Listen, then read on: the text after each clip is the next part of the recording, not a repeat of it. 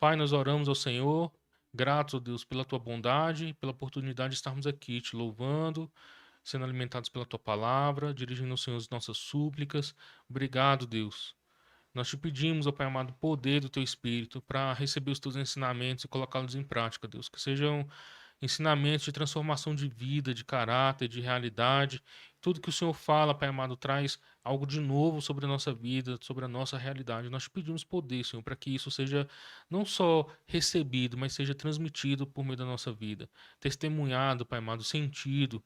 Nós pedimos, ó Deus, e suplicamos, teu Espírito Santo sobre nós, seja conosco nessa noite, em nome de Jesus. Amém. Amém. Vou pegar aqui o meu sermão.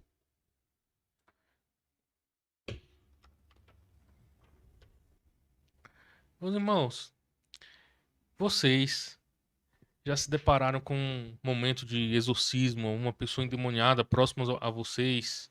Tiveram essa experiência de ter alguém possuído por demônios, agindo violentamente, esbravejando, falando coisas sem sentido pra gente, ou denunciando alguém, falando coisas agressivas pra machucar outras pessoas?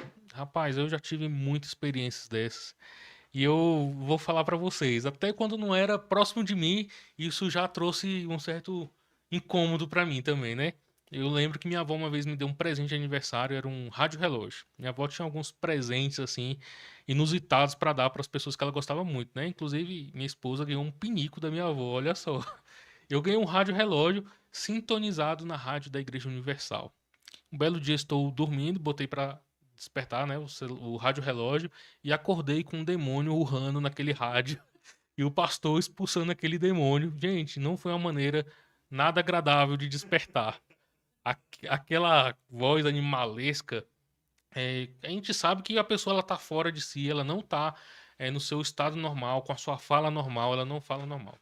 Eu tive outras experiências também, mas o fato é, o demônio está aí para atormentar as pessoas. O texto de hoje mostra o evangelista Marcos tratando da vida de Jesus, o ministério de Jesus, o Senhor Jesus ensinando com autoridade. E a sua autoridade não é qualquer autoridade, é uma autoridade que até os demônios obedecem. É, é uma cena icônica, né? A gente pode pensar assim, porque nos dias de hoje muitas igrejas dão um palco para Satanás, para o diabo, né? O diabo fala mais do que a palavra de Deus tem falado. Algumas pessoas vão saber muito mais sobre o reino das trevas, como que o reino das trevas atua cheio de conspirações, mas não são capazes de aceitar os ensinamentos de Jesus, nem de transmitir as palavras de Jesus, muito menos de viver as palavras de Jesus. E isso é uma falha do povo de Deus, quando deveria estar repousando sobre tudo isso, toda essa obra de Jesus, né? Mas vamos lá. O evangelista Marcos hoje chama a nossa atenção hoje. Por que está acontecendo aqui? Onde está acontecendo essas coisas? Eu queria começar explicando algumas coisas técnicas aqui desse texto para gente, né? Jesus, ele saiu é, de Nazaré, foi para Galiléia, ele está na Galiléia iniciando o seu ministério, já chamou alguns discípulos e agora ele vai visitar algumas cidades ali nessa região e chega na cidade de Cafarnaum, uma cidade que o nome quer dizer cidade de conforto, mas a verdade é que não existia conforto nenhum para aquela época. As pessoas estavam sendo oprimidas politicamente, economicamente, socialmente, religiosamente. No domingo passado, quando eu preguei aqui, eu falei sobre a cidade de Nínive, né? Uma cidade pagã, uma cidade ímpia que recebeu a manifestação de Deus por meio da sua palavra e eles aceitaram e receberam. Hoje, a manifestação de Deus é no meio do seu povo que está vivendo uma realidade iludida. Numa terra que se chama cidade de conforto, não existe conforto nenhum. E aí Jesus se manifesta como Deus, cheio de autoridade e um ensino novo.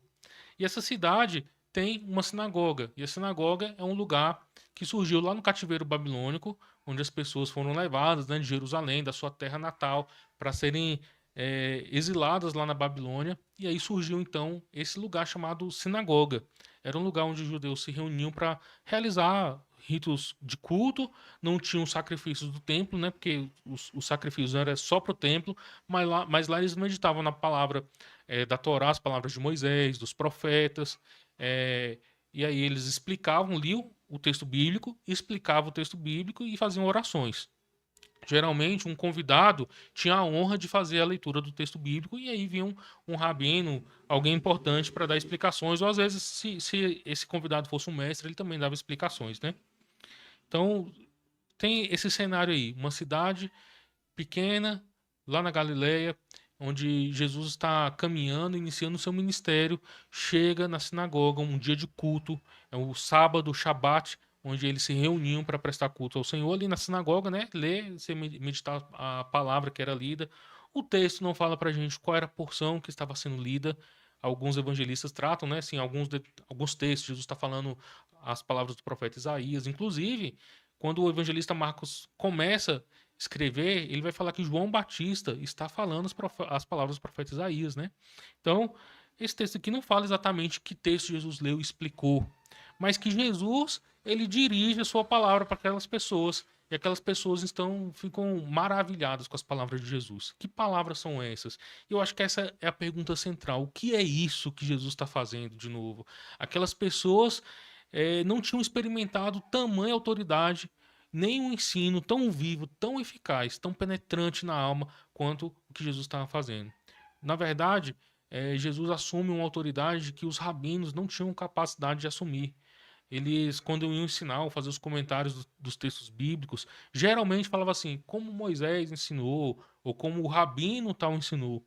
Mas Jesus, vindo da parte de Deus, como um profeta verdadeiro da parte de Deus, assume essa autoridade de ensinar e o seu ensino ser eficaz com a sua autoridade. O texto está focado na autoridade de Jesus.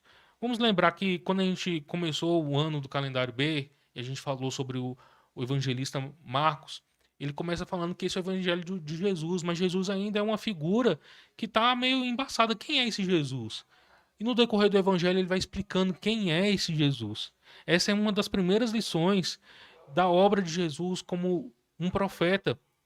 Esse Jesus é alguém que veio da parte de Deus e tem autoridade para ensinar, ensina algo novo e traz novidade onde quer que ele passa com as suas palavras, com a sua vida, com a sua anunciação. Vamos lá. Eu gosto de pensar como que as pessoas têm a capacidade de assumir autoridades para a sua vida. E essa autoridade geralmente tem a ver com o que essa pessoa deseja ou que expectativa ela tem. Vamos pensar assim: que autoridade você elegeria se você está querendo abrir um negócio? Um grande coach aí, Pablo Marçal, que hoje já está queimado, né? Pablo Marçal aí, mas ele é.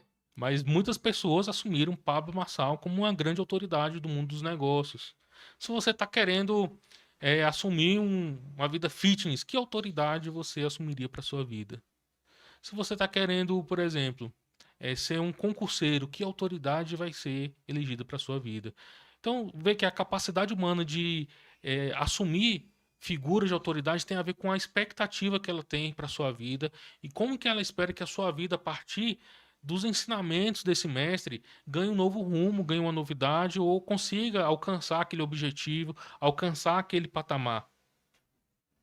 Os fariseus daquela época, os escribas, as figuras de autoridade, eles têm uma expectativa.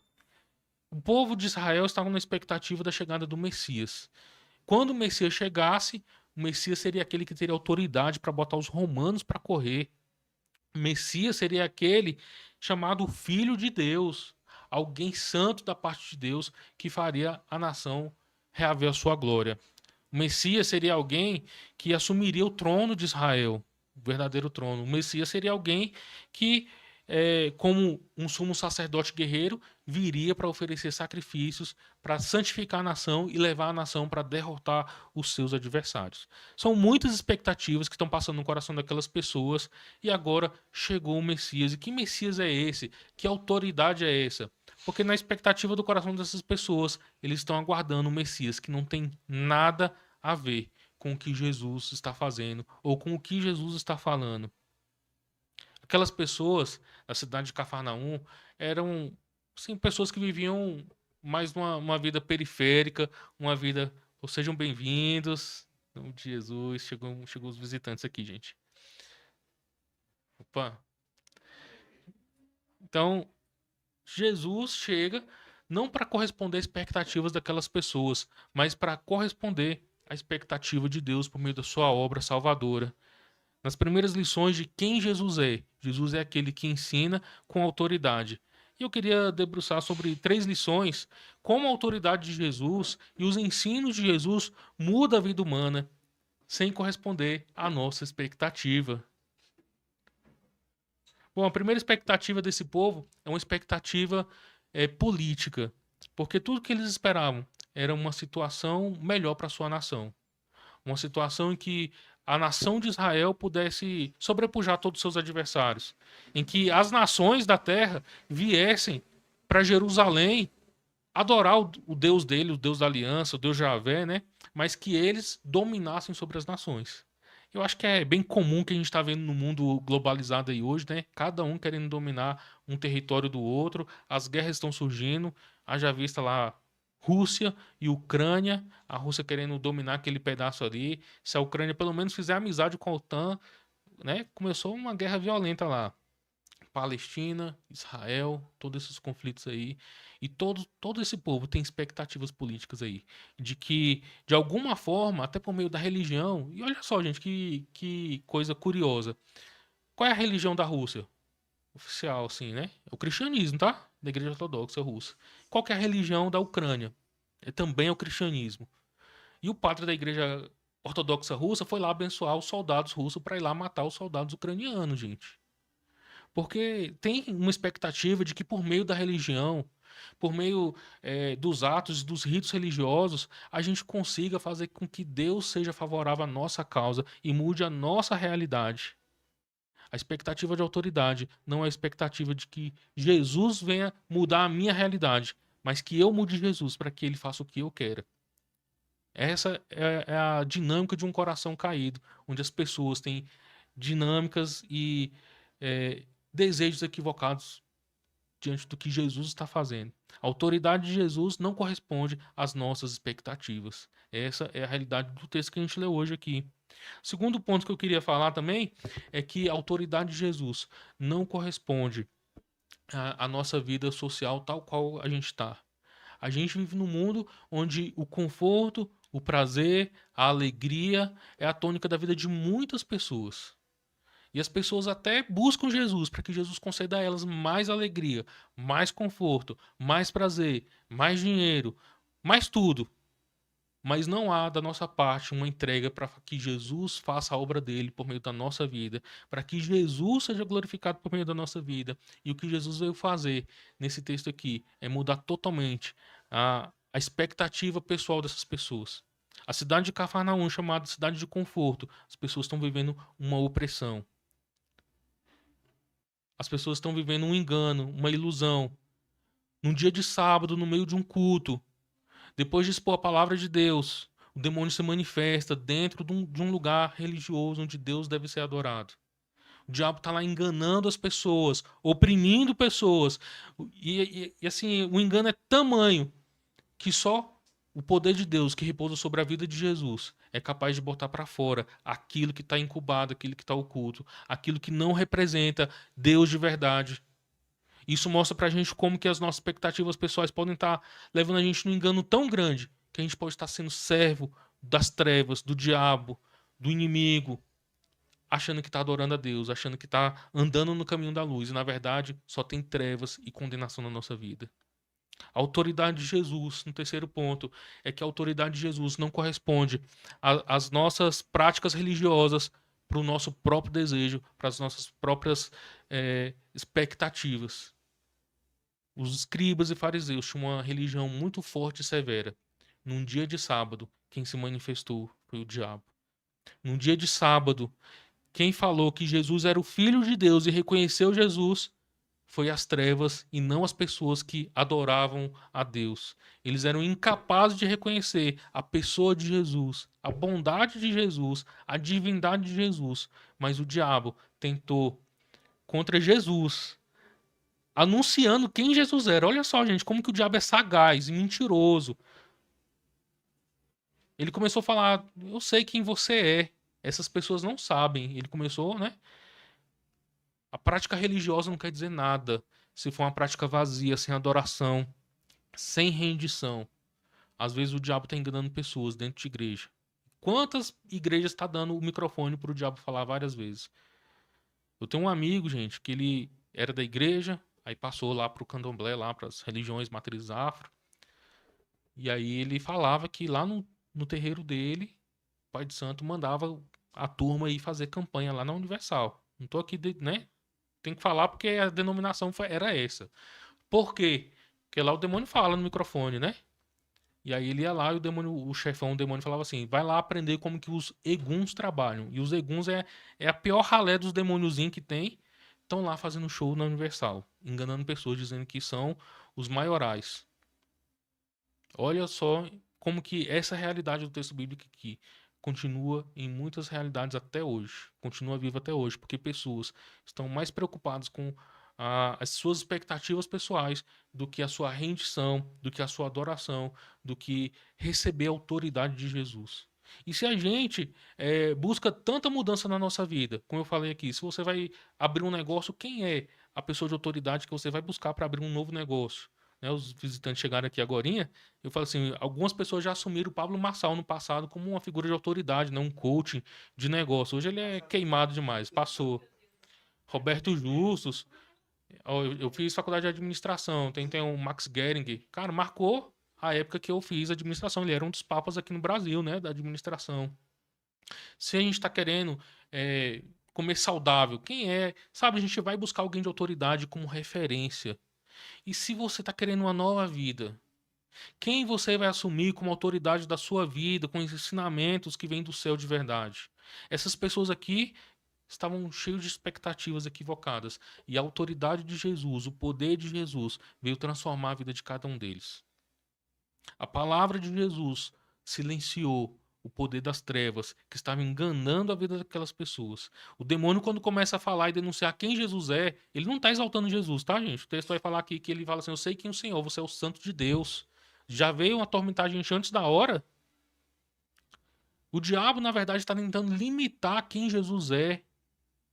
Porque Jesus só manda os seus discípulos anunciar quem ele é de verdade no final desse evangelho aqui. Depois que ele morre e ressuscita, aí sim a obra de Jesus está completa. Aí sim Jesus pode ser anunciado para o mundo que ele é o Senhor da vida, ele ressurgiu dos mortos e ele veio para salvar a gente dos nossos pecados, livrar a gente da cadeia da morte.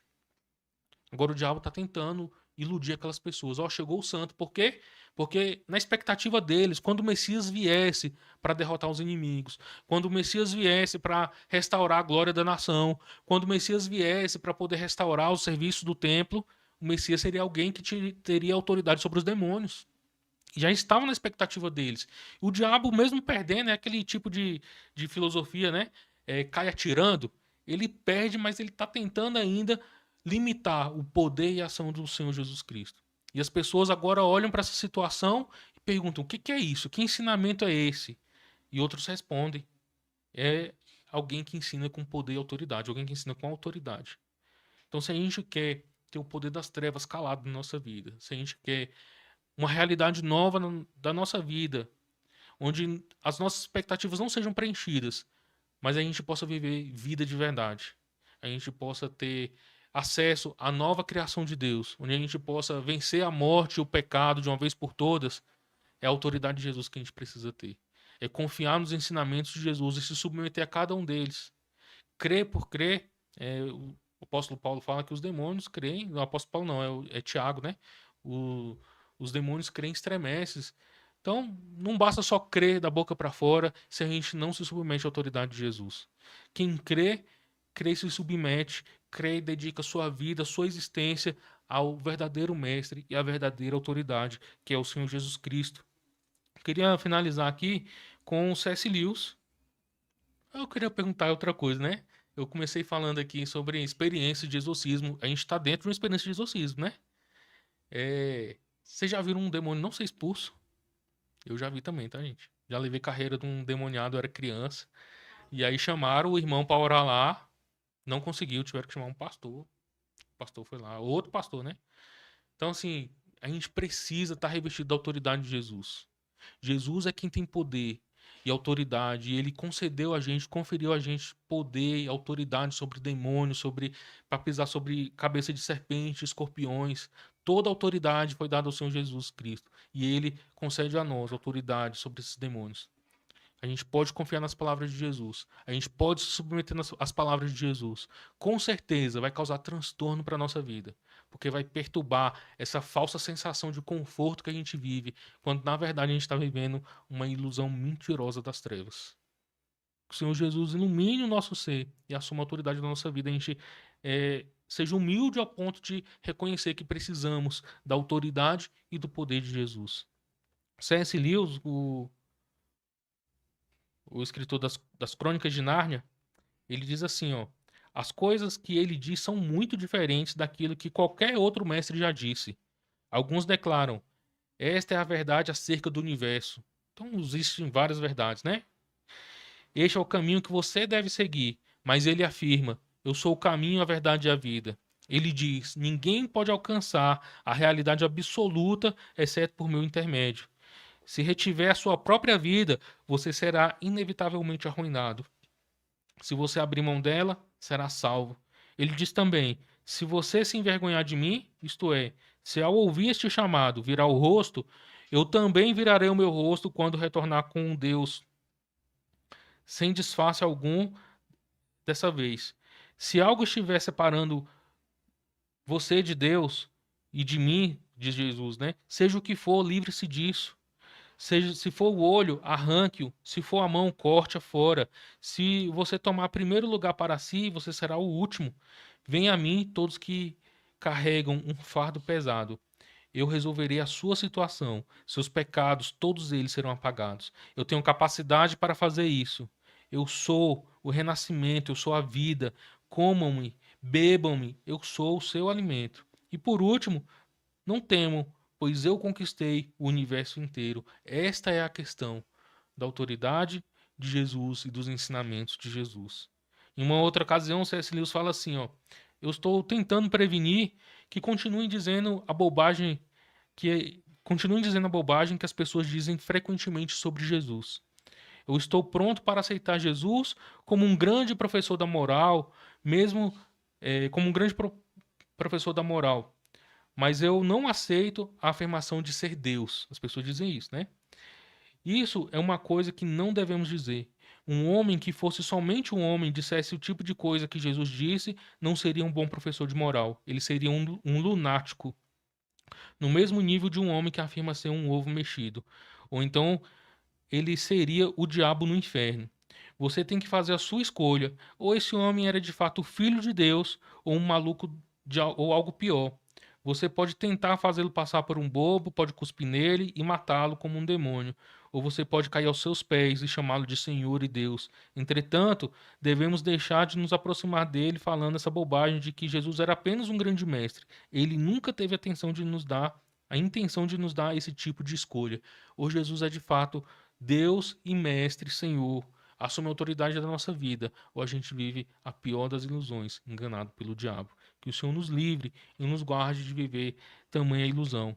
Que a nossa vida possa ser encontrada sobre a autoridade de Jesus, onde o mal se cala.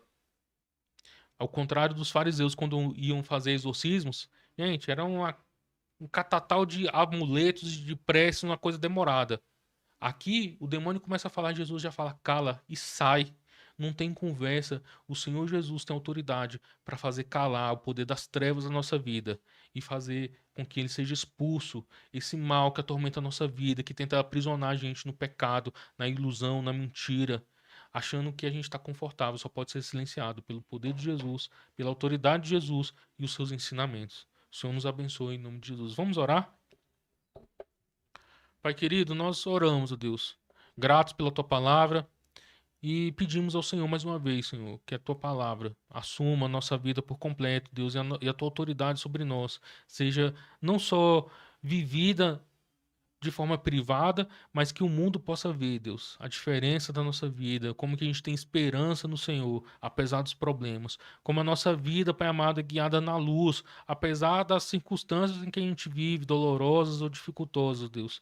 Senhor, que a nossa vida, Pai amado, possa ser uma vida de luz e não um engano de trevas, ó Pai amado. Que a nossa vida, Senhor, seja uma vida sobre a tua autoridade e não sobre a opressão do diabo e das trevas, ó Deus. Que a nossa vida, Pai amado, corresponda às tuas expectativas e não às nossas, ó Deus amado. Em nome de Jesus, nós te suplicamos. Amém.